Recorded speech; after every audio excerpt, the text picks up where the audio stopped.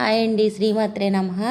శ్రావణ మాసం మొదటి శుక్రవారం అమ్మవారి పూజ చేసుకునే అవకాశం నాకు అమ్మవారే ఇచ్చారండి. ఎందుకంటే నా ఇంటికాడ శుక్రవారం నాడు పూజ చేసుకొని మనం ఎప్పుడు వెళ్ళేలాగానే గుడికి వెళ్తాను కదండి. అలాగే నేను వెళ్ళిపోయాను.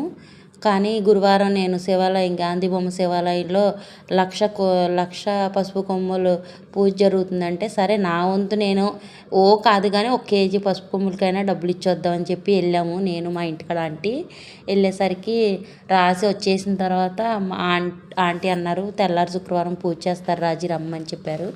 సరే కదా అని చెప్పి వస్తాలే అన్నాను. కుదిరితే వెళ్దాం లేకపోతే లేదనుకున్నాను. కానీ అమ్మవారు ఎందుకు ఊరుకుంటారండి, ఈ మధ్య నన్ను ఆవిడ చుట్టూతో తిప్పించేసుకుంటున్నారు కదా, ఖచ్చితంగా రావాల్సిందే అనుకున్నారో ఏమో. మరి నేనైతే వెళ్ళిపోయాను. ఇంటికాడ పూజ చేసుకొని నేను రొటీన్గా వెళ్ళేటట్టుగా నా అమ్మ దగ్గరికి గుడికి వెళ్ళి అక్కడ కూడా ఆమె దర్శనం చేసుకొని అక్కడ వీడియో ఏం తీయలేదండి. హడావిడిగా వచ్చేసాను. ఎందుకంటే ఇక్కడ టైం అయిపోతుంది, అప్పటికే జనాలతో నిండిపోయారు. నాకు అసలు ప్లేస్ కూడా లేదు. పాపం మా ఆంటీ ఆపారు, నేను వచ్చే వరకు పాపం తను కూర్చొని నాకు సీట్ ఆపారు. నాకు చాలా అంటే చాలా హ్యాపీగా అనిపించిందండి. శ్రావణ మాసం మొదటి శుక్రవారమే ఆమె నోచుకునే అవకాశం నాకు అమ్మవారు ఇచ్చారు. అది కూడా దేవాలయంలో అష్టలక్ష్ములను పెట్టి ఎంతో అందంగా చాలా ఘనంగా చాలా చక్కగా చేపించారండి. మాకు తెలియని కథ చెప్పారు, అష్టోత్తరాలు, లలితా సహస్రనామం చాలా అంటే చాలా బాగా చెప్పారండి. చాలా బాగా కూడా చేపించారు మా అందరి చేత పూజ. చాలా సంతోషంగా ఉంది.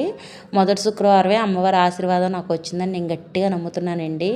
నాతో పాటు మీరు ఎంతమంది నమ్ముతున్నారు కామెంట్ చేయండి. అలాగే రెండో శుక్రవారం కూడా ఇళ్లల్లో ఎవరి కాళ్ళు బిజీగా ఉంటారు కదండి, అందుకే ముందు వారమే పెట్టేశారని నేను అనుకుంటున్నాను.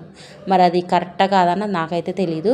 మరి రెండో వారం అమ్మవారు మరి మా ఇంట్లో చేయించుకుంటారా లేదా అన్నది అమ్మ ఇష్టమండి, నాకైతే తెలీదు. నేనైతే ఏది అనుకోవట్లేదు అంతే.